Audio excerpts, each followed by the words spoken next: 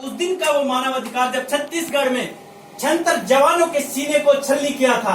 कहां गया आपका वो मानवाधिकार जब पुलवामा में 45 जवानों को छलनी किया था? कहां गया आपका मानवाधिकार जब पाकिस्तान के बॉर्डर पर 2 सैनिकों की गर्दन उतार ली गई? आप पाकिस्तान से लोहा लेने वाले जवान न जाने कितने शहीद हो जाते हैं, और यहाँ पर हमारे प्रतिपक्ष यहाँ पर मानवाधिकार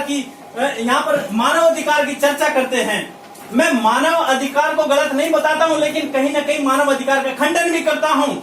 आज हमारा झंडा जो हवा में लहराता था, शान से लहराता था, लेकिन वो आज हमारा झंडा जोर जोर से चिल्ला रहा है और बोल रहा है कि मैं जहाँ फहराने के काम आता था, आज मैं वहाँ पर लाशों को ढोने के काम आ रहा हूँ। उस बूढ़ी माता का दर्द कौन समझेगा? उस बूढ़ी माता का दर्द कौन समझेगा जिसका बेटा गोलियों से छलनी कर दिया गया, बारूद से उड़ा दिया गया। जब उसकी लाश उसकी माँ के पास ले जाई गई, वो बूढ़ी माँ बोली कि मैं साहब इसकी लाश कैसे ले लूं? जब लड़का भर्ती किया गया था, आपने 1 इंच भी इसका शरीर कम नहीं लिया था, लेकिन आज मैं आधा इसका शरीर क्या ले लूं? उसकी बूढ़ी माँ को क्या मिला? एक ताबूत में ठुकी हुई कील, एक अधजला शरीर और उसके नीचे एक सम्मान पत्र, ये मिला है। और हमारी सरकार क्या करती है? उसका माँ से भेज देती है उसके शरीर को, और भेजने के बाद उन्हें सलामी दी जाती है, मरने के बाद मेडल दिए जाते हैं, मरने के बाद पुरस्कार दिए जाते हैं। ये कहाँ का मानवाधिकार है? वही एक हमारा जवान औरंगजेब जब छुट्टी जाता है, कितनी खुशी के साथ उसकी माँ का फोन आता है और उसकी माँ बोलती है कि बेटा ईद आ गई है, ईद पर आप घर आइए। उसकी माता जब उसको फोन करती है, कितनी खुशी के साथ गाड़ी में बैठकर औरंगजेब हमारा बीच का जवान छुट्टी जाता है और उसको टेररिस्ट बीच में उतारकर उसको चलनी कर देते हैं, बेरहमी से हत्या कर देते हैं। क्या हम सैनिकों को, हम जवानों को, हम जैसे सैनिकों को क्या कोई त्योहार बनाने का अधिकार नहीं है? और यहाँ पर बैठकर बड़ी बड़ी बात करने वाले, मानव अधिकार की दुहाई देने वाले, शर्म कीजिए अपने ऊपर। क्या औरंगजेब के माता पिता नहीं थे?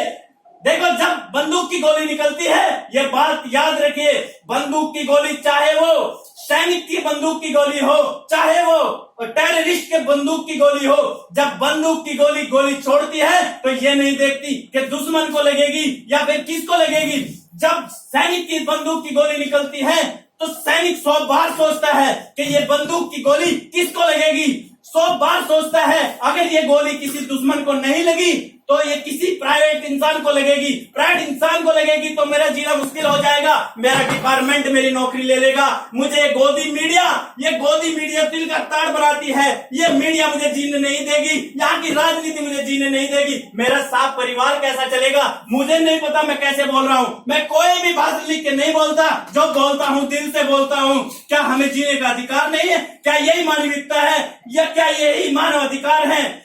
मानव अधिकार की दुहाई देने वाले सभी लोगों कान खोलकर सुन लीजिए कि आप ये क्यों नहीं बोल रहे कि पाकिस्तान से आने वाली डायरेक्ट फंडिंग को रोकनी चाहिए? ये क्यों नहीं बोल रहे आप कि जितना साइबर क्राइम है ये रुकना चाहिए? ये क्यों नहीं बोल रहे आप कि इस पर कठिन से कठिन कदम उठाने चाहिए? दिल्ली में बैठे शीशे के अंदर, एसी के अंदर भाषण कोई भी झाड़ सकता है, मानव अधिकार की दुहाई कोई भी दे सकता है, लेकिन दिल से क्यों नहीं बोलते?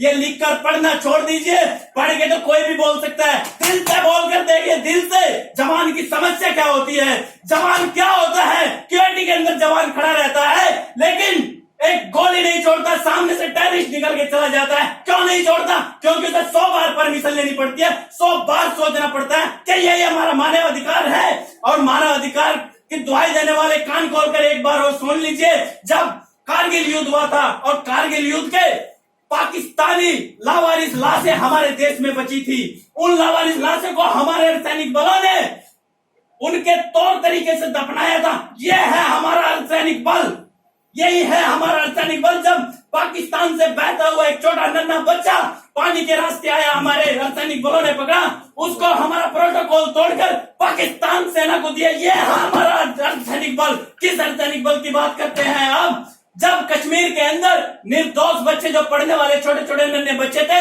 उनके ऊपर गोली चलाई जाती है, हमारे अर्धसैनिक बल बीच में कूद जाते हैं बीपी बनकर और उनकी जान बचाकर बाहर निकालते हैं। ये हमारा अर्धसैनिक बल। क्या हमारे सैनिक बल के परिवार नहीं है, लेकिन जब हम देश की सुरक्षा करते हैं, जब हम ये नहीं सोचते कि ये हिंदू है या मुस्लिम है, जब हम इस देश की रक्षा करते हैं, हम ये नहीं सोचते कश्मीरी है या अलग राज्य का, क्योंकि मानव अधिकार की अवहेलना हम भी नहीं करते हैं, लेकिन कहीं ना कहीं हम इस राष्ट्र की सुरक्षा से समझौता नहीं कर सकते, क्योंकि मानव अधिकार यहाँ पर लोगों को जीने का अधिकार दे सकता है। हमारी सैनिक बल भी इनके जीवन जीने के लिए खड़ी हुई है, लेकिन हम कैसे साहब इस राष्ट्रीय सुरक्षा से हम समझौता कर लें। और साहब मैं लास्ट में एक बात बोलना चाहता हूं, सरफरोशी की तमन्ना अब हमारे दिल में है, देखना है बाजुए कातिल में कितना। जय हिंद, जय भारत। क्या बोलते हैं?